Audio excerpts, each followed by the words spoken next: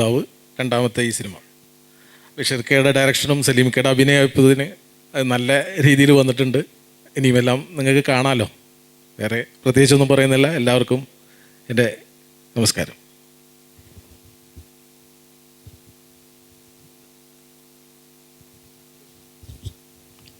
നമസ്കാരം. ഒരൊറ്റ കാര്യം മാത്രം ഞാൻ പറയാം. NHRSF ഈ ഫിലിമുമായി അല്ലെങ്കിൽ ഒരു സാമൂഹ്യ പ്രതിബദ്ധതയുള്ള ഒരു ഫിലിമിനോട് ചേർന്ന് നിൽക്കാൻ കഴിഞ്ഞു എന്നത് തന്നെ ഈ സംഘടനയെ സംബന്ധിച്ച് വളരെയധികം അഭിമാനം തോന്നുന്ന ഒരു നിമിഷമാണ് ഇപ്പോൾ. കഴിഞ്ഞ 3 ഷോർട്ട് ഫിലിമിൽ ഞങ്ങൾ പങ്കാളികളായി. അതിൽ ഞങ്ങളൊക്കെ വളരെ സ്നേഹത്തോടെ, അല്ലെങ്കിൽ ഞങ്ങളൊരു ബ്രദറിനെ പോലെ കാണുന്ന ഒരാളാണ് കലന്തൻ. ഞങ്ങൾ കലന്തെന്ന് വിളിക്കുക. കലന്തൻ ബഷീർന്ന് പോലും വിളിക്കില്ല, കലന്തെന്ന് വിളിക്കുക. അത്രയും അടുപ്പവും സ്നേഹവും ഞങ്ങളോടൊക്കെ കാണിക്കുന്ന ഒരു വ്യക്തി കൂടിയാണ് അദ്ദേഹം. അപ്പോൾ അദ്ദേഹത്തിൻ്റെ കൂടെ അല്ലെങ്കിൽ അദ്ദേഹം പങ്കാളികളായ ഒരു സിനിമയ്ക്ക് വേണ്ടി ഞങ്ങൾക്കും കൂടി പങ്കാളികളായി ചേരാൻ വന്നതിൽ അതിൻ്റെ ആ ഒരു നിമിഷം ഞങ്ങൾക്ക് എന്നും അഭിമാനിക്കാൻ കഴിയുന്നതാണ്. ഞാൻ സംഘടനയെ സംബന്ധിച്ച് ഞങ്ങളുടെ ചെയർമാൻ ഓൾറെഡി പറഞ്ഞു കഴിഞ്ഞു. ഞാൻ അതുകൊണ്ട് അതിനെ സംബന്ധിച്ച് ഒന്നും പറയുന്നില്ല. നന്ദി, നമസ്കാരം.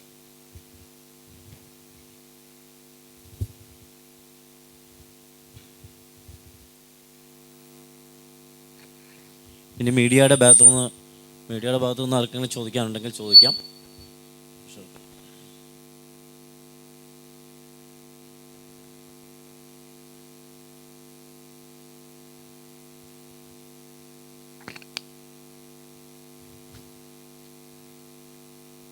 ബാലാജിയുടെ ഓക്കെ. ഈ സിനിമ അതായത് ഒരു ലഹരിക്കെതിരെയുള്ള ഒരു സിനിമയായിട്ടാണോ വരുന്നത്, അതോ ഒരു പോലീസുകാരൻ്റെ വിഷമങ്ങളും പോലീസുകാരൻ്റെ ഇന്നത്തെ പോലീസുകാരും മനുഷ്യനാണ് എന്ന് പറഞ്ഞ ആ ഒരു തീമിനോട് ബന്ധപ്പെടുത്തിയാണോ?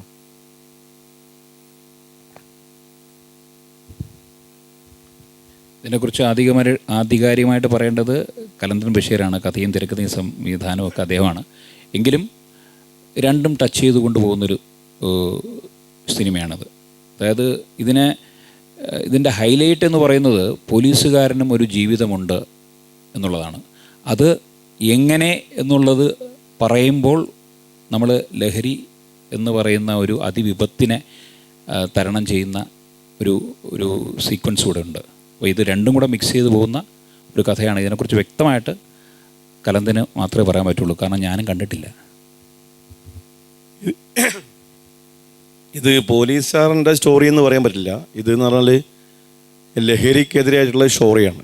കാരണം ഞാൻ ചെയ്യുന്ന 9ാമത്തെ ഷോർട്ട് ഫിലിമാണ് ഈ ജാനകിക്കാട് പോലീസ് സ്റ്റേഷൻ. അപ്പം ഇതിൻ്റെ കഥ എന്ന് പറയുന്നത് ഇപ്പോഴത്തെ മയക്കുമരുന്നിനെതിരായിട്ടുള്ള ചില നമ്മുടെ പ്രവർത്തനങ്ങളെക്കുറിച്ചുള്ള ഒരു ഷോർട്ട് ഫിലിമാണ്. കാരണം എത്രത്തോളം നമ്മളെ മാതാപിതാക്കൾ എത്രത്തോളം ബുദ്ധിമുട്ടുന്നുണ്ട് എന്ന് മനസ്സിലാക്കി കൊടുക്കുന്ന ഒരു ഷോർട്ട് ഫിലിമായിരിക്കും ജാനകിക്കാട് പോലീസ് സ്റ്റേഷൻ. കാരണം ഇന്നിവരെ കാണാത്ത രീതിയിലുള്ളൊരു കഥാപാത്രമാണ് ഈ പോലീസുകാരൻ്റെ ഒരു മകനിൽ കൂടി ഞാൻ കൊണ്ടുപോയത്. ഓക്കെ. ഈ സിനിമ സംസാരിച്ച് തുടങ്ങിക്കഴിഞ്ഞപ്പം അത് ഒരു കേരള പോലീസുമായിട്ട് അസോസിയേറ്റ് ചെയ്ത് കൊണ്ടുപോകണമെന്ന് തോന്നിയതിൻ്റെ കാരണം എന്തായിരുന്നു? അത് എനിക്ക് കേരള പോലീസിൻ്റെ ഷോർട്ട് ഫിലിം തന്നെയാണ് ആദ്യം കുട്ടി യോദ്ധാവ് എന്നൊരു ഷോർട്ട് ഫിലിം ചെയ്തിരിക്കുന്നത്. അപ്പോൾ കേരള പോലീസ് എനിക്ക് ഒരുപാട് സപ്പോർട്ട് തരുന്നുണ്ട്. കാരണം എനിക്ക് പോലീസ് വാഹനങ്ങൾ, അതുപോലെ ഇത് ഒറിജിനൽ പോലീസ് ഓഫീസറൊക്കെ അഭിനയിക്കുന്ന മുമ്പ് ഇത് CI, അതുപോലെ SI, അങ്ങനെ കുറച്ച് പോലീസ് ഓഫീസർമാർ അഭിനയിച്ചിട്ടുണ്ട്. പിന്നെ നമുക്ക് ഷൂട്ടിങ്ങും എല്ലാ ഹെൽപ്പുകളും കേരള പോലീസിൽ നിന്ന് എനിക്ക് ഒരുപാട് സപ്പോർട്ട് കിട്ടിയിട്ടുണ്ട്. അതുകൊണ്ട് തന്നെയാണ് എന്നെ ഹെൽപ്പ് ചെയ്യുന്ന ആരായാലും അത് പോലീസുകാരനാകുമ്പോൾ സന്തോഷമല്ലേ ഉണ്ടാവുക. അപ്പോൾ അതുകൊണ്ട് കുറച്ചും കൂടിയും ബലവും ധൈര്യവും അവരിൽ കൂടി കിട്ടുമെന്ന പ്രതീക്ഷയോട് തന്നെയാണ് ഞാൻ കേരള പോലീസുമായിട്ട് മുന്നോട്ട് കൊണ്ടുപോകുന്നത്. ഓക്കെ. അപ്പോൾ അവരുമായിട്ട് അതായത് പോലീസുമായിട്ട് സഹകരിച്ച് പോകുന്ന ഒരു മൂവി എന്ന നിലയ്ക്ക് ഇപ്പോൾ ആ കഥ അവർ കേട്ടിട്ടുണ്ടാവുമല്ലോ. അതെ. അപ്പോൾ എന്തെങ്കിലും തരത്തിലുള്ള മാറ്റങ്ങൾ വരുത്താൻ, ഇപ്പോൾ ഒരു ഉദാഹരണം പറഞ്ഞു കഴിഞ്ഞാൽ ഇപ്പോൾ റീസെൻ്റായിട്ട് ഇറങ്ങിയ തുടരുമിലാണെങ്കിലും ഒരു അതായത് ഒരു പോലീസുകാരൻ്റെ ഈഗോയും അതുപോലെ തന്നെ പോലീസുകാരുടെ അവരിലെ ക്രിമിനൽസിനെയും ഒക്കെ എടുത്തു കാണിക്കുന്ന കുറേ ഭാഗങ്ങളുണ്ടായിരുന്നു. അപ്പൊ അങ്ങനെയുള്ള എന്തെങ്കിലും ഭാഗങ്ങൾ ചേഞ്ച് ചെയ്യാനോ അല്ലെങ്കിൽ കഥയിൽ മാറ്റം വരുത്താനോ അങ്ങനെ എന്തെങ്കിലും ആവശ്യപ്പെട്ടിരുന്നോ? ഇതില്ല. ഇതിൽ സത്യത്തിൽ ഒരു കഥയിലും മാറ്റം വരുത്തുന്ന രീതിയിലോ അല്ലെ പോലീസുകാരനെ വേദനിപ്പിക്കുക, ഒരു പാവം പോലീസുകാരൻ്റെ കഥയാണിത്. ഒരു മകനെ സ്നേഹിക്കുന്ന ഒരു പാവം പോലീസുകാരൻ, അദ്ദേഹം അതാണ്. അത് പോലീസുകാരെ മോശമാക്കിക്കൊണ്ടൊന്നും ഇതുവരെ ഞാൻ ചെയ്തിട്ടില്ല. അങ്ങനെയുള്ളൊരു സ്റ്റോറിയാണ്. എൻ്റെ ഒരു ആഗ്രഹമുണ്ട്, അത് ചിലപ്പോൾ അടുത്ത് തന്നെ നടക്കും. ഞാൻ ഇതിൻ്റെ ഉന്നത പോലീസ് ഓഫീസറോട് ഇതിനെപ്പറ്റി സംസാരിച്ചിരുന്നു. കാരണം കേരളത്തിലെ എല്ലാ പോലീസ് ഓഫീസർമാരെ അഭിനയിച്ചുകൊണ്ടുള്ളൊരു സിനിമ അത് ഉടനെ ഉണ്ടാവും എന്നുള്ളൊരു പ്രതീക്ഷ എനിക്കുണ്ട്. കാരണം പോലീസുകാരിൽ നല്ല കലാകാരന്മാരുണ്ട്.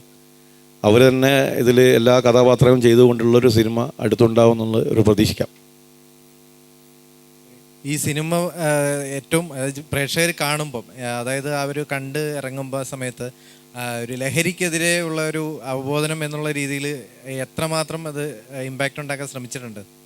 ഇത് എൻ്റെ ഈ short film Janakikkad police station എന്ന ഷോർട്ട് ഫിലിം എന്തായാലും ഇത് കാണുമ്പോൾ 100% ഒരു മാതാപിതാക്കളെ സ്നേഹിക്കുന്ന ചെറുപ്പക്കാർ എന്തായാലും ലഹരി ഉപയോഗിക്കുന്നുണ്ടെങ്കിൽ അത് നിർത്തലാക്കുമെന്നൊരു വിശ്വാസം എനിക്കുണ്ട്.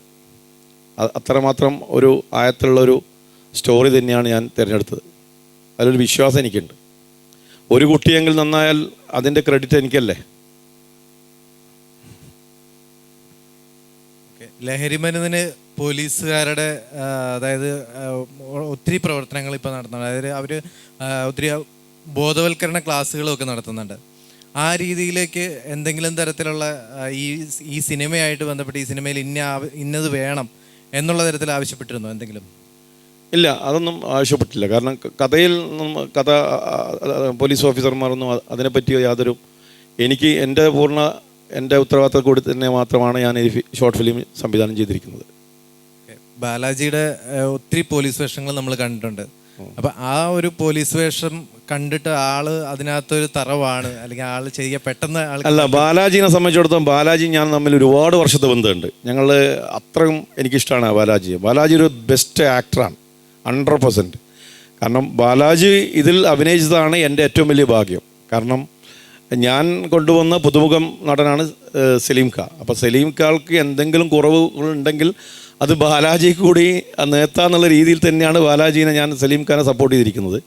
അപ്പം ഞാൻ തിരഞ്ഞെടുത്തതിൽ ഏറ്റവും വലിയ 2 വ്യക്തികളാണ് സലീം ഖയും ഈ പറഞ്ഞ ബാലാജിയും. പക്ഷെ അവസാനം വന്നപ്പോഴത്തേക്ക് സലീം ഖാ നമ്മളെക്കാളൊക്കെ മുകളിൽ അടിപൊളിയായി. സലീം ഖാ തമാശ പറഞ്ഞല്ല. നമ്മൾ ആദ്യം ഞാൻ സീരിയസ് ആയിട്ട് ഞാൻ ചോദിച്ചു, ഞാൻ കലന്തരെടുത്ത് ഇടയ്ക്കിടയ്ക്ക് ചോദിക്കും. ഞാൻ പറഞ്ഞു, കലന്ത ഇത് ആരായി ജോർജ്? പറഞ്ഞു, അതുകൊണ്ട് ഒരാളെ അവതരിപ്പിക്കും, ഞെട്ടും നിങ്ങളെന്നൊക്കെ പറഞ്ഞു. അപ്പം ഞാൻ വിചാരിച്ചു ഒരു സംഭവം കുട്ടേട്ടൻ വരുമായിരിക്കും, അല്ലെങ്കിൽ സിദ്ദിഖേട്ടൻ വരുമായിരിക്കും എന്നൊക്കെ വിചാരിച്ചിരിക്കുമ്പോൾ അവസാനം അവതരിപ്പിച്ച ഇദ്ദേഹം. അപ്പം ഞാൻ പറഞ്ഞു, ഇദ്ദേഹം ഇത് ആദ്യമായിട്ട് ചെയ്യുന്നതാണ്. അപ്പം ഞാൻ വിചാരിച്ചു ഓക്കെ, എന്തായാലും അതിൻ്റെ ഒരു ഇതുണ്ടാവുമല്ലോ. പക്ഷേ വളരെ ഗംഭീരമായിട്ട് അദ്ദേഹം ഡബ്ബിങ് നിങ്ങളല്ലേ ചെയ്തത്? ഡബ്ബിങ് ഞാൻ ചെയ്തത്. അപ്പം അത് ഞാൻ പറഞ്ഞു ഇക്ക തന്നെ ഡബ് ചെയ്യണം. കാരണം പുള്ളിക്കൊരു എറണാകുളം ആലുവ പരിപാടി സ്ലാങ്ങൊക്കെ ഉണ്ട്, വളരെ നാച്ചുറലായിട്ട് പുള്ളി ചെയ്തിട്ടുണ്ട് എന്നാണ് എൻ്റെ വിശ്വാസം. എന്തായാലും ഇതൊരു എന്താണ് വർത്ത് വാച്ചിങ് ആയിട്ടുള്ളൊരു പരിപാടിയാണ്. അല്ലെങ്കിൽ നമ്മൾ തീർച്ചയായിട്ടും ഇങ്ങനൊരു പരിപാടി സംഘടിപ്പിക്കുന്നത് തന്നെ അതിൻ്റെ ഒരു കോൺഫിഡൻസ് ഉള്ളതുകൊണ്ടാണ് എന്നാണ് എൻ്റെ വിശ്വാസം. നമ്മുടെ പ്രസ് മീറ്റിൽ ഇതിനകത്ത് പ്രധാന വേഷം അഭിനയിച്ച ടോഷ് ക്രിസ്റ്റി ജോയിൻ ചെയ്തിട്ടുണ്ട്. ടോഷിന് എന്താ സംസാരിക്കുന്നെന്ന് പറഞ്ഞിട്ട് ചോദിച്ചോളൂ. ടോഷിൻ്റെ കാര്യം പറയുമ്പോൾ ടോഷിനോട് ഞാൻ ഇതിൽ അഭിനയിക്കാൻ വേണ്ടി വിളിച്ചപ്പം ടോഷ് ചോദിച്ചു, മൂവിയാണോ ചോദിച്ചു. ഞാൻ പറഞ്ഞു മൂവി പോലത്തെ ഒരു സിനിമയാണ്, ഷോർട്ട് ഫിലിമാണോ. അപ്പോൾ പുള്ളിക്ക് വലിയ താല്പര്യമൊന്നുമില്ലായിരുന്നു.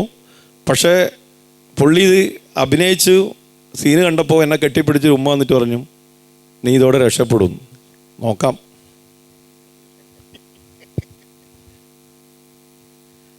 അതെ, ഈ ഒരു ഇവിടെ ചേർന്നിരിക്കുന്ന എല്ലാവർക്കും ആദ്യമേ ഒരു സ്നേഹം അറിയിക്കട്ടെ.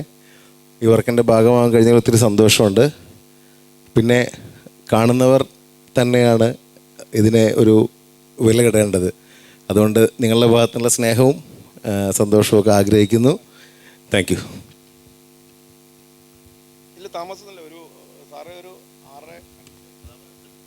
എൻ്റെ കഥാപാത്രത്തെക്കുറിച്ച് പറയുകയാണെങ്കിൽ ക്യാരക്ടറിൻ്റെ പേര് ബെന്നി എന്നാണ്. ഒരു 20 മിനിറ്റിൻ്റെ ഷോർട്ട് ഫിലിമാണെങ്കിലും അതിലെ ബെന്നി എന്ന കഥാപാത്രത്തിന് 1-2 എന്താ പറയുക ഷെയ്ഡ് മറച്ചു വെക്കേണ്ടതായിട്ടുണ്ട് ഇതിനകത്ത്. അതുകൊണ്ട് എനിക്കത് ഇപ്പം റിവീൽ ചെയ്യാൻ സാധിക്കുന്നില്ല. നിങ്ങളത് കണ്ടു കഴിഞ്ഞാൽ മനസ്സിലാവും ഞാൻ എന്തുകൊണ്ടാണ് അത് പറയാതിരുന്നതെന്ന്. അത്രയാണ് പറയുന്നത്. ബെന്നി എന്ന് പറയുന്ന ഒരു ക്യാരക്ടറാണ് ഞാൻ ചെയ്തിട്ടുള്ളത്.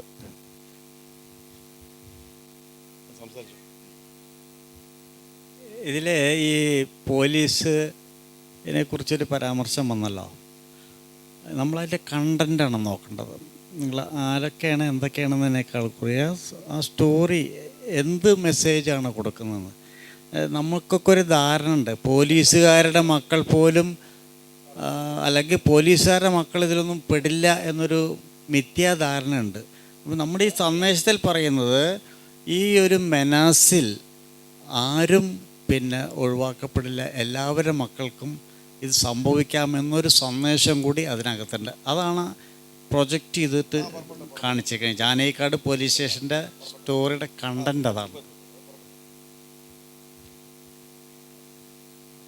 ബാലാജി ചേട്ടൻ ഇവിടെ ചേട്ടാ, ഓരോ ക്യാരക്ടർ ചെയ്യുമ്പോഴും നമ്മളിപ്പോൾ ശ്രദ്ധിക്കുമായിരിക്കും എത്രത്തോളം നമ്മൾ റിപ്പീറ്റേഷൻ വരുന്ന കഥാപാത്രങ്ങൾ. നമുക്ക് ഒരു ഓൾറെഡി എസ്റ്റാബ്ലിഷ്ഡ് ആക്ടർ ആണെങ്കിൽ ചെറിയ കഥാപാത്രമാണോ വലിയ കഥാപാത്രമാണോ എന്നൊക്കെ എപ്പോഴും കെയർഫുൾ ആയിട്ട് നോക്കുക. ആ കാരിയോഗ്രാഫ് എപ്പോഴും നോക്കാറുണ്ടായിരുന്നു.